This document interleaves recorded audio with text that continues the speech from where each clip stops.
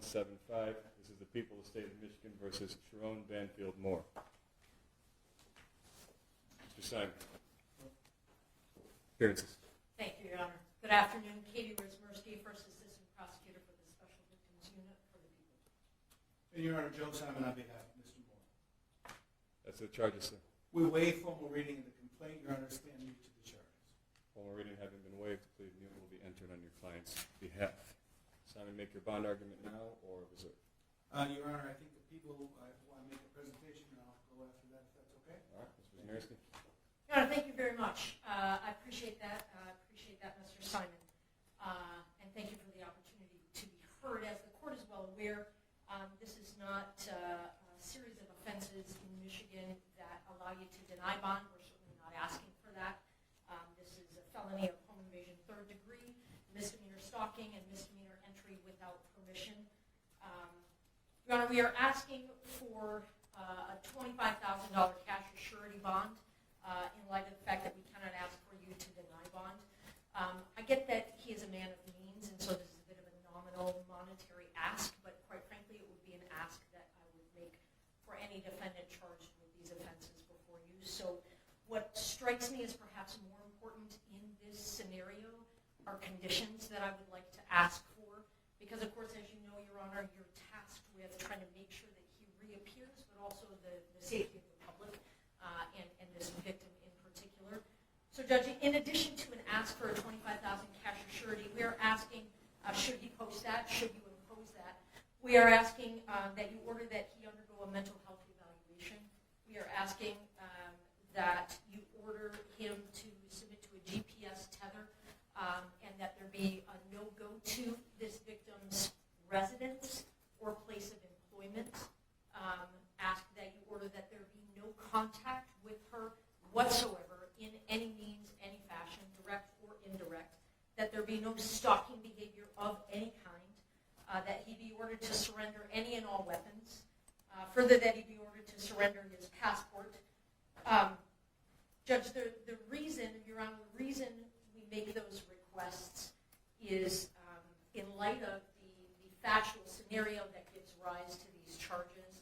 My best understanding from a thorough review of the police report and as much body-worn camera as I've had an opportunity to review is that I understand that our victim broke up. They had an intimate relationship for a number of years, defendant and victim, that our victim broke up with this defendant on Monday morning early, that there continued to be defendant making numerous phone calls and sending numerous texts from that time moving forward that she did not answer, did not respond to, and did not want. That eventually she presented herself to the University of Michigan, cooperated in some form of investigation there.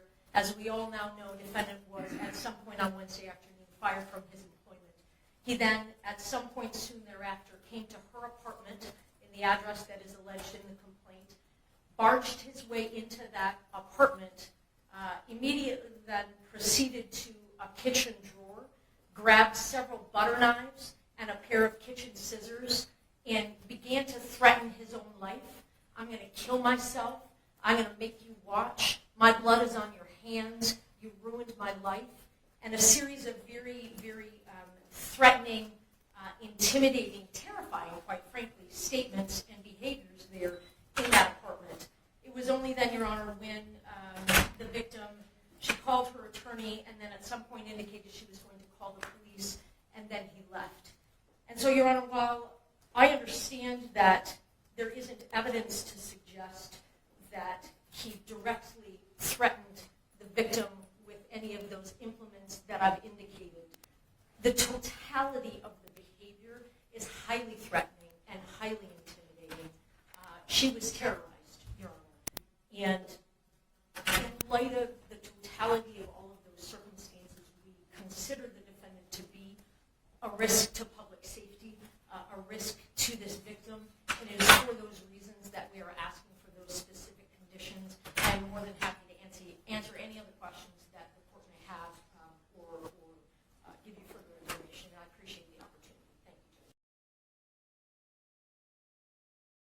Your Honor, with respect to the request for a mental health evaluation, I will represent a few things that are my understanding, again, without being privileged to have reviewed discovery.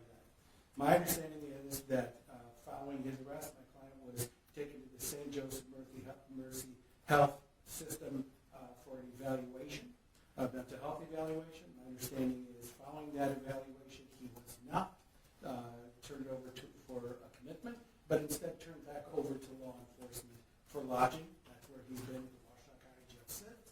I can also tell the court that the Community Mental Health Department saw my client yesterday for an evaluation as well without any further recommendation. If you make that a condition of bond, I can tell the court that he get a mental health evaluation, he will absolutely comply and follow any aftercare recommendation.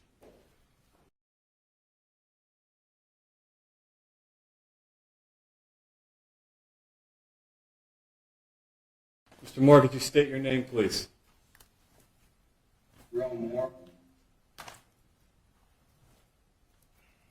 Sir, you are not to use alcohol, marijuana, or any other controlled substance that is not prescribed to you. You are not to possess or purchase a firearm or any other dangerous weapon. You are not to engage in criminal conduct of any kind whatsoever. You may not leave the state of Michigan without permission of the court. Prior to your release, you will be placed on a GPS tether. You will not be released before that GPS tether is placed upon you. You must continue all mental health treatment as a condition of your bond. The named victim in this case will not be placed on the record. You may not have contact with that individual. That means no calling, no writing, no video chatting, no texting, no emailing, or any other form of contact the human mind can possibly fathom. No one in the world thinks that this person is going to reach out to you. Should they do so, and again, no one thinks that they're going to, you may not reply in any form or fashion. The named victim's address will not be placed on the record, but you may not go to that location for any reason whatsoever. Are we understood on the no contact and no go-to, sir? Yes, Your Honor. If you have any questions about that, you have a good attorney, simply ask them. You understand? Yes, Your Honor.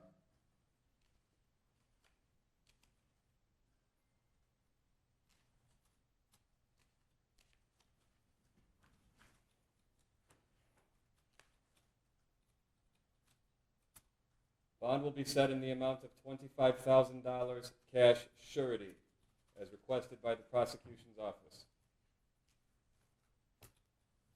This court does not determine innocence or guilt. This court determines flight risk and community safety. The court finds with these conditions in place, it has been met.